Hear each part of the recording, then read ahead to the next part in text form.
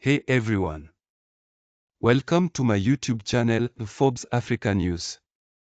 I'm African freedom fighter, then here you'll find a variety of videos focused on African stories including leaders, cities, technology, and so on. Whether you're here for any African story, I promise you will get it at the palm of your hands. I'm dedicated to bring you inclusive stories and to educate you on the African stories at large. Join me on this journey as we make African continent great. Don't forget to subscribe and hit that bell icon so you never miss a new video. Thanks for watching, then let's dive into today's content. We are going to talk about the late Thomas Sankara. Introduction. Thomas Sankara, a revolutionary leader in Africa's history, is often likened to Che Guevara for his charismatic leadership, progressive policies, and commitment to social justice. Born on December 21, 1949, in Upper Volta, now Burkina Faso, Sankara rose to become the president of Burkina Faso from 1983 until his tragic assassination in 1987. His brief but impactful tenure as president left an indelible mark on the country and continues to inspire movements for social change across the globe. Early life and education. Thomas Isidore Noel Sankara was born in the town of Yako, located in the northern region of what was then French Upper Volta. He came from a modest background. His father, Gaspard Sankara, worked as a gendarme, while his mother, Marguerite Sankara, was a midwife. Sankara's upbringing instilled in him a sense of justice and empathy for the plight of the ordinary Burkinabe people. He attended primary school in Gawa and then pursued his secondary education in Bobo Dioulasso and Ouagadougou, the capital city of Upper Volta. Sankara excelled academically and demonstrated early leadership qualities. His exposure to the disparities and challenges faced by his country's population during his formative years would profoundly shape his worldview and future political convictions. Military career and early political awakening.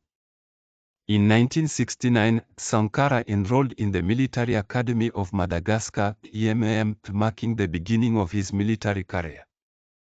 He returned to Upper Volta after completing his training and joined the army, quickly rising through the ranks due to his dedication, intelligence, and principled stance on military professionalism.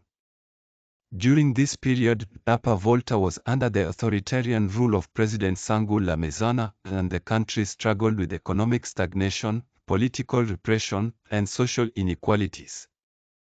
Sankara's experiences in the military and his interactions with fellow officers who shared his discontent with the status quo played a pivotal role in his political awakening.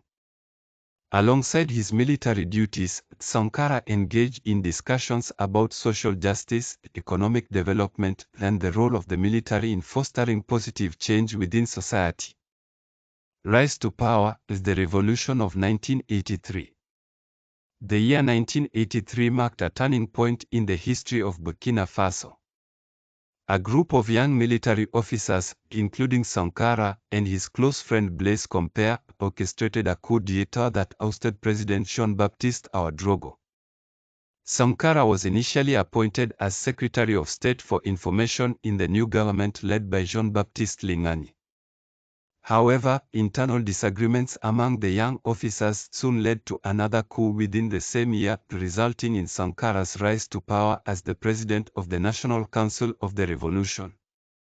At the age of 33, Thomas Sankara became the president of Burkina Faso, a position he would hold until his assassination in 1987.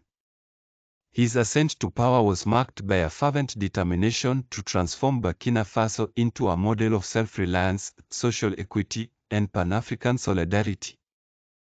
Domestic policies is the Sankarist revolution. Sankara's presidency was characterized by a series of radical domestic policies aimed at addressing the root causes of poverty, inequality, and underdevelopment in Burkina Faso. Central to his vision was the concept of the Sankarist revolution, which sought to empower the Burkinabe people and break away from dependency on foreign aid and multinational corporations. Economic policies and self-reliance. One of Sankara's first acts as president was to rename the country from Upper Volta to Burkina Faso, which means land of upright people in Mosi and Daula languages. This symbolic gesture reflected his commitment to forging a new national identity rooted in dignity and self-determination. Economically, Sankara implemented policies aimed at achieving food self-sufficiency and reducing reliance on imported goods. He launched ambitious agricultural programs, including mass mobilization campaigns to plant millions of trees and combat desertification. The Green Revolution aimed to transform Burkina Faso's agricultural practices through sustainable methods such as agroecology and community farming initiatives. Sankara's government prioritized the development of rural infrastructure, including roads, schools, and healthcare facilities, to improve access to basic services for all Burkinabe citizens.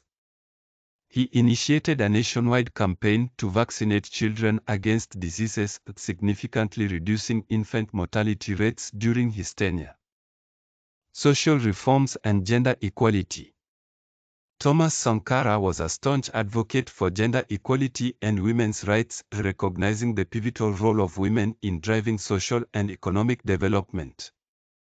He outlawed female genital mutilation and polygamy, promoted women's education and participation in politics, and appointed women to leadership positions within his government. Under Sankara's leadership, Burkina Faso saw significant gains in literacy rates, with the National Literacy Campaign mobilizing thousands of volunteers to teach literacy skills in local languages. Education became a cornerstone of his administration's efforts to empower the Burkinabe people and foster a culture of critical thinking and self-reliance. Healthcare and social services. The Sankara government implemented universal healthcare policies aimed at providing free medical care and access to essential medicines for all citizens. Community health workers played a crucial role in delivering primary healthcare services, particularly in rural areas where healthcare infrastructure was limited. Sankara's commitment to social justice extended to housing, with initiatives to build affordable housing units for low-income families and improve living conditions in urban centers. His government also prioritized environmental conservation efforts, promoting reforestation and sustainable land management practices to mitigate the impact of environmental degradation. Foreign policy, anti-imperialism, and Pan-African solidarity.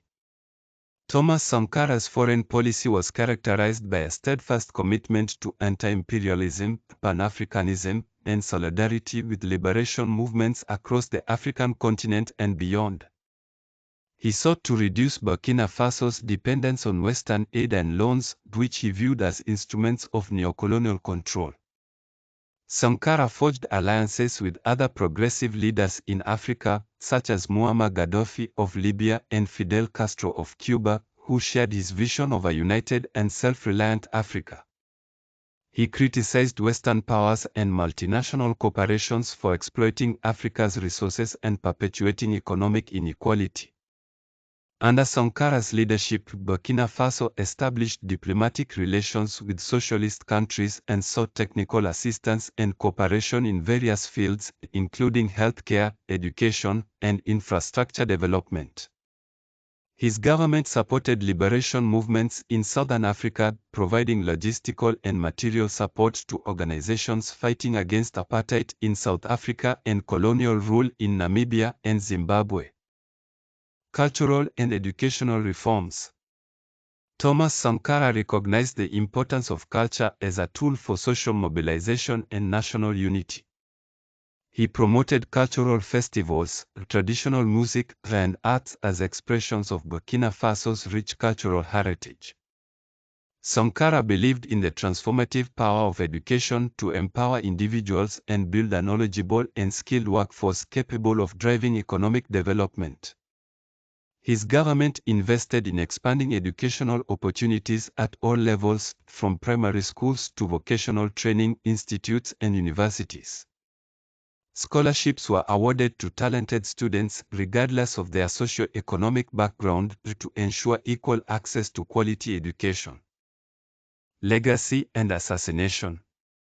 Despite his popularity among ordinary Burkinabe citizens and international admiration for his visionary leadership, Thomas Sankara faced opposition from vested interests within Burkina Faso. On October 15, 1987, Sankara was assassinated in a coup d'etat orchestrated by his former friend and comrade, Blaise Compaoré, who subsequently assumed power as president. Sankara's assassination sent shockwaves through Burkina Faso and the international community, marking the tragic end of a promising era of revolutionary change. His death was met with widespread condemnation and calls for justice, as many believed he was targeted for his uncompromising stance against corruption, exploitation, and inequality. Assessment of Sankara's impact and influence. Thomas Sankara's legacy continues to resonate with activists, scholars, and leaders who advocate for social justice, economic independence, and grassroots empowerment. His revolutionary ideas on self-reliance, gender equality, environmental sustainability, and Pan-African solidarity have inspired generations of Africans and global citizens to challenge oppression and build a more just and equitable world. In Burkina Faso, Sankara is revered as a national hero and martyr of the revolution. His image and ideals remain potent symbols of resistance against tyranny and injustice. Memorials, statues, and cultural events commemorate his life and legacy, ensuring that his contributions to Burkina Faso's history are not forgotten.